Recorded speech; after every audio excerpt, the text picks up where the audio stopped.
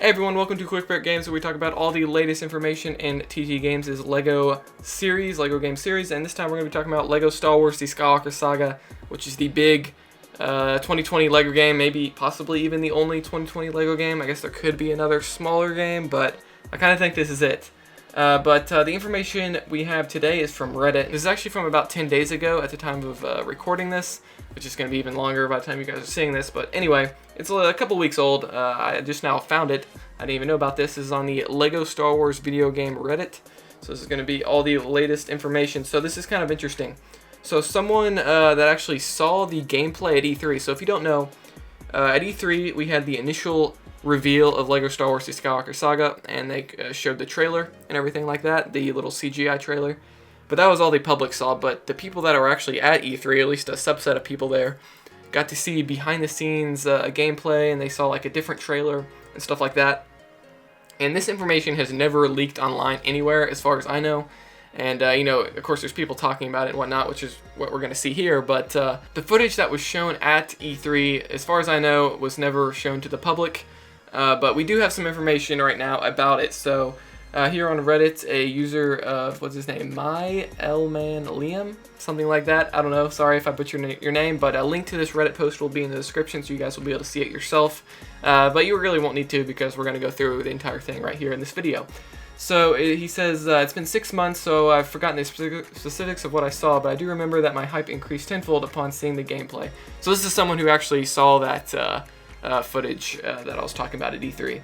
The game looked really, really good, blah, blah, blah. So basically he's going to answer questions that people ask him about the gameplay from what he remembers 6 months ago. That's the general idea. So let's go ahead and look at what people are asking here.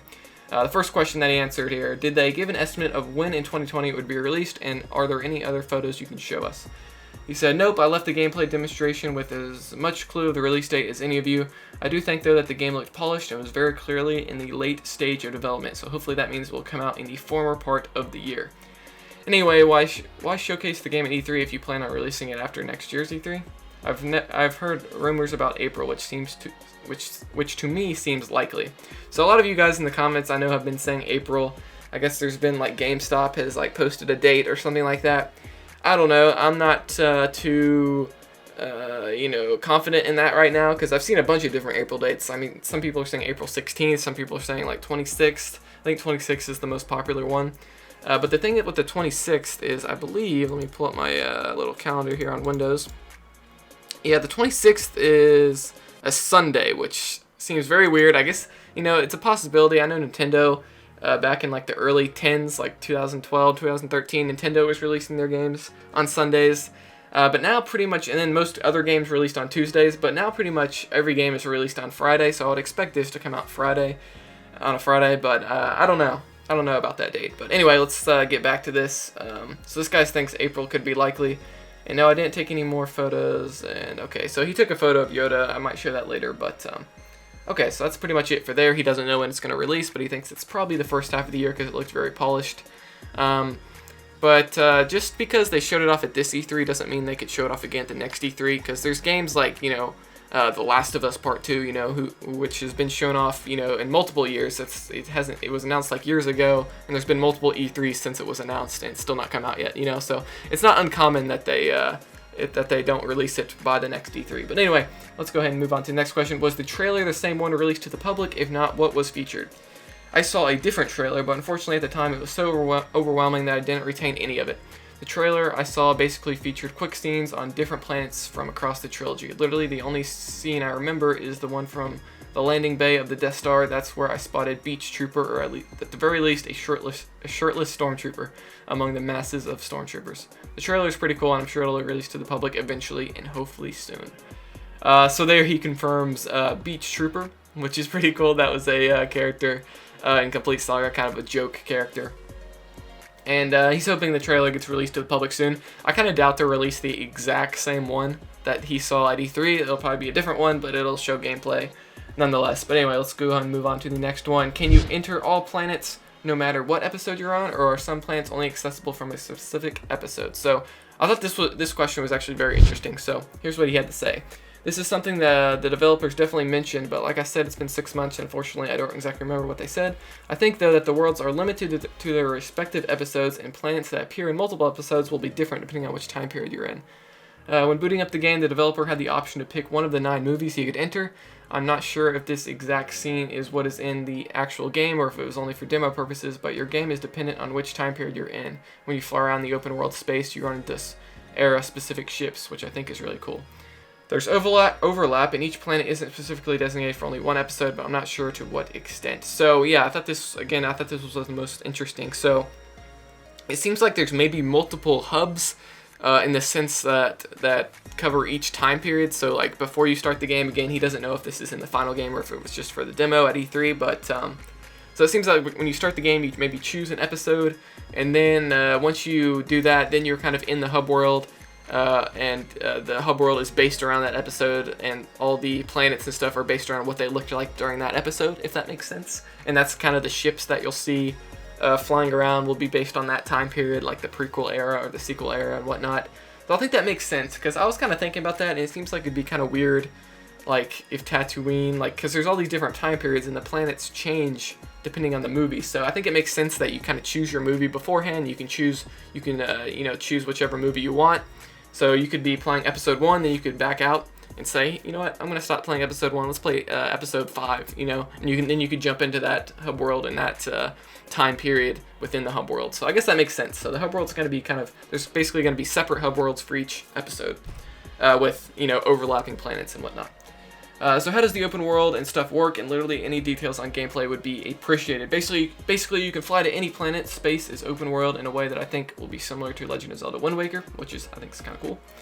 And you can land on a planet and you can explore all of it. That is, I think, in lieu of a central hub, Dexter's Diner or most likely Cantina. So that's kind of what I expected, because none of the LEGO games really have like small hubs anymore, like Dexter's Diner. I kind of prefer that, to be honest. I kind of like how Indiana Jones had like the college that you could explore, and it was then you could choose the levels from that area. Whereas the newer LEGO games, you have a huge open world, and then you kind of progress through the story through the hub world and whatnot. So it's kind of different style of gameplay. Of course, I like the open world, but I kind of like to have like a smaller hub where you can kind of choose your level and whatnot. But anyway, that's just my opinion. Developers noted how they strive to put something unique in every corner, not just have the big space that's ultimately empty and soulless. I didn't see the entire map, and I don't remember its size, but I think it's definitely quality over quantity sort of thing, as the world seems full of life. I remember we ran into a Jawa being catapulted into the air by Bantha, or Bantha, I'm not even sure how you say it, but I remember you can score a soccer goal with the Force, which is revamped so you can control things in the sky rather than it being automatic. I think that was introduced in like the Lego Harry Potter games, by the way. So like that you basically hold the B button on Xbox or circle, and then you could kind of freely move things in the air. Whereas in the older Lego Star Wars games, you basically just held the B button or circle button, and then the Force would kind of do its thing on its own. But anyway, that's kind of been Lego games for a while. I remember you can run into a Gonk droid that gives you a quest. The map is no Skyrim, but it seems as if the place was teeming with life. Alright, very cool. So Gonk droid confirmed as well. In order to go to a mission, there are arrows in the sky in certain places, and by following the path, you'll eventually have text come on the screen asking if you want to proceed to a level. We didn't explore any levels, so I don't know how fluid and seamless this would feel. Very cool. Are the classic death sounds in the game, or still in the game? This is funny. Can you go more in depth about the gameplay? Anything new you need to tell us about? Didn't see anyone die, so unfortunately I don't have an answer for this. Sorry. My fingers are crossed for the return of the Yoda death sound. Speaking of Yoda, here's a picture I snapped in. Okay, so here I'll go ahead and show you guys that image here. So there we have the Skywalker Saga Yoda, and that picture is above Phantom Menace. It says Phantom Menace, so I guess there was an image for each episode.